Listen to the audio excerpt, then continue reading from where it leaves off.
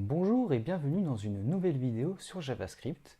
Alors si vous suivez les vidéos depuis le début et que vous pratiquez un petit peu de JavaScript aujourd'hui, vous avez sûrement remarqué que là par exemple si je clique et je crée du coup plusieurs items et que je recharge mon navigateur, mes items ont disparu. Vous allez me dire, oui c'est normal, le JavaScript, là c'est du code HTML, le JavaScript quand on recharge, et ben, on recommence, on doit tout réexécuter. Oui, vous avez tout à fait raison. Mais si je vous disais qu'il était possible de stocker les valeurs et garder l'affichage, item 4, garder item 4 affiché, du coup de stocker mes valeurs pour pouvoir les garder affichées. Eh bien, ça existe en JavaScript. On appelle cela donc le stockage et il y a deux types de stockage en JavaScript. Donc, je vais connecter mon fichier storage ici. Et donc les deux types, donc le premier c'est le local storage et l'autre qu'on verra tout à l'heure c'est le session storage. Donc comment est-ce qu'on écrit un local storage?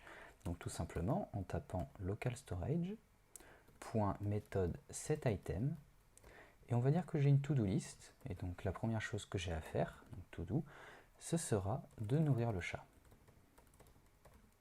Ce bon vieux chat. Voilà, je sauvegarde, j'ai live server qui est ouvert. Et du coup, lorsque je fais clic droit, inspecter l'élément, et que je me rends dans application, je vois local storage, to do, qui valeur nourrir le chat. Ensuite, nous avons le session storage. Le session storage qui s'écrit lui de cette façon. Session storage .method donc setItem pour ajouter un item to do list, et ça va être cette fois-ci nourrir le chien. Je sauvegarde. Hop. Et là, juste en dessous, j'ai Session Storage. Et je vais checker. Et là, j'ai bien, du coup, ma to-do list et nourrir le chien affiché. Alors, ne faites pas attention à ce qu'il y a là. C'est Live Server qui marque, qui fonctionne, en fait. C'est ce qui fait fonctionner Live Server, une session. Du coup, quelle est la différence entre les deux? Eh bien, si je ferme mon navigateur,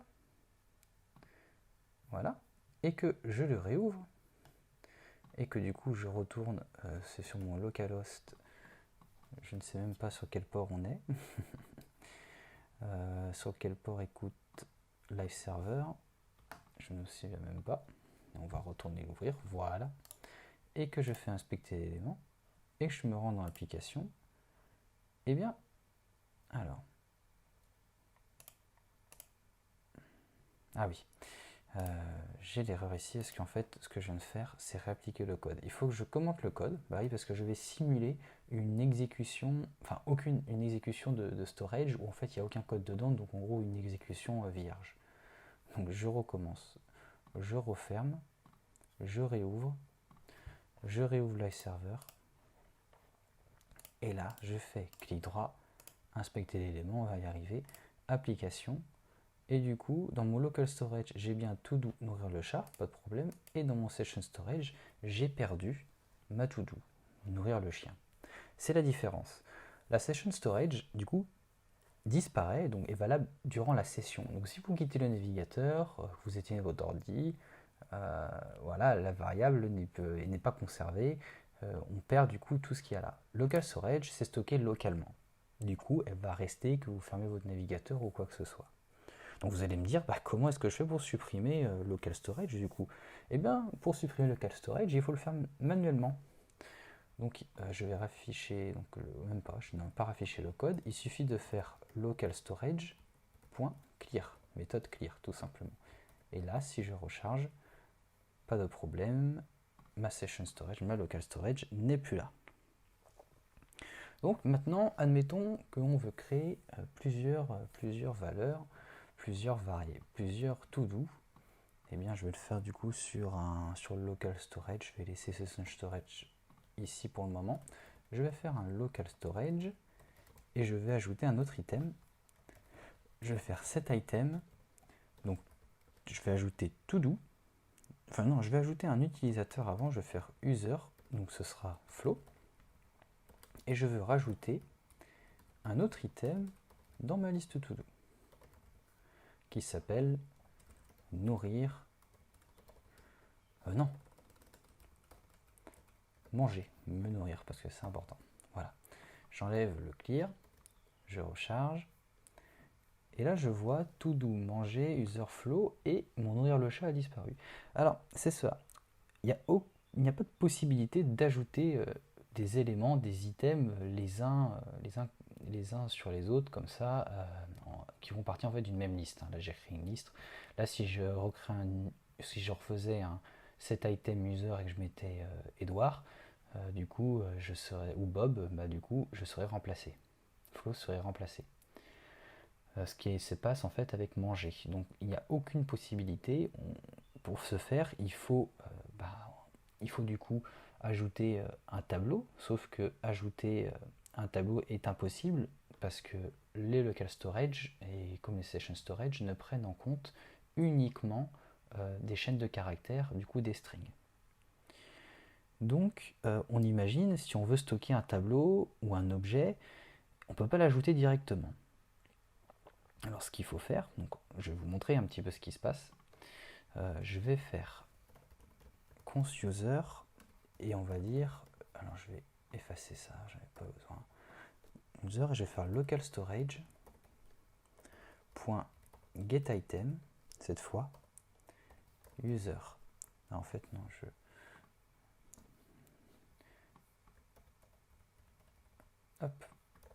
je voulais garder user. Hop, je me perds dans mes notes. Voilà, je vais juste obtenir user. Ok. Et je vais faire un console log de user, c'est pour vous montrer. Ok. Hop, ma console. Ok, j'ai flow qui s'affiche. Et si je fais type of, uniquement pour vous montrer qu'on est bien en fait sur des chaînes de caractères, on est bien sur du string. Ok. Donc du coup, comment est-ce qu'on passe un tableau? Donc laissez-moi du coup, voilà, cette fois-ci, tout supprimer et faire local storage et nettoyer tout ça. Voilà, on n'a plus rien là-dedans. Et là, je vais créer une to-do list. Const to-do list. Et je vais du coup ajouter, donc nourrir un tableau, entre crochets, nourrir le chat, manger et écouter de la musique classique. Ok.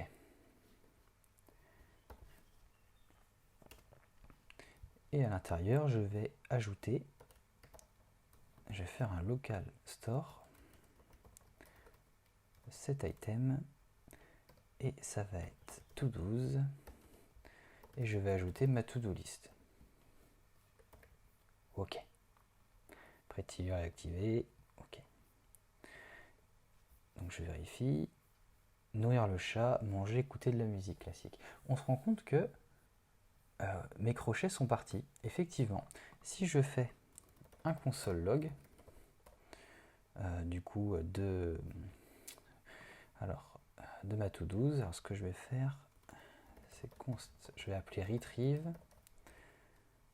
Ok. Et ça va être local storage get item, méthode get item pour obtenir ma to-do de to-do. Et ensuite, je vais afficher retrieve. Ok. Donc je vois nourrir le chat, manger, écouter la musique classique. Si je fais un type off, malgré que j'ai mis un tableau à l'intérieur, on me retourne bien une chaîne de caractères. Donc comment est-ce qu'on fait? Alors ce qu'on peut faire, c'est utiliser une méthode qui s'appelle le JSON stringify. Donc cette méthode va me permettre de passer mon tableau en string tout en conservant en fait les crochets du tableau.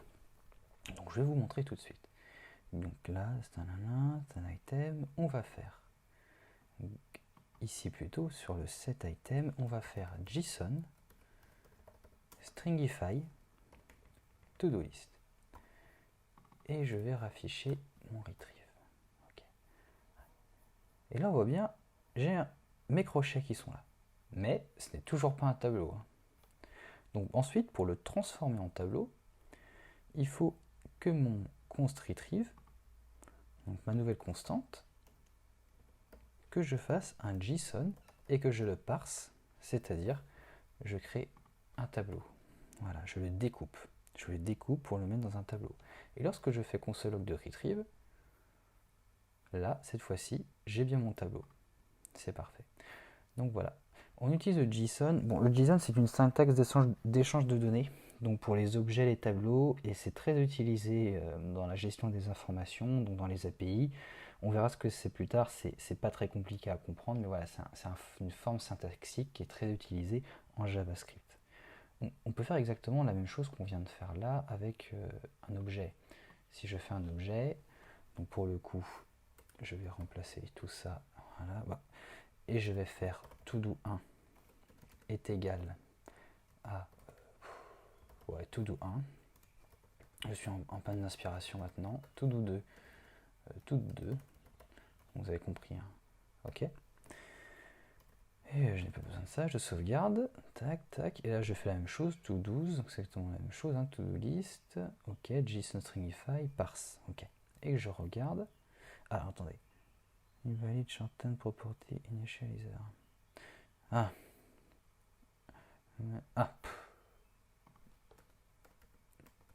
autant pour moi, je suis parti dans mes explications, lorsqu'on fait un objet, c'est 2 points, voilà.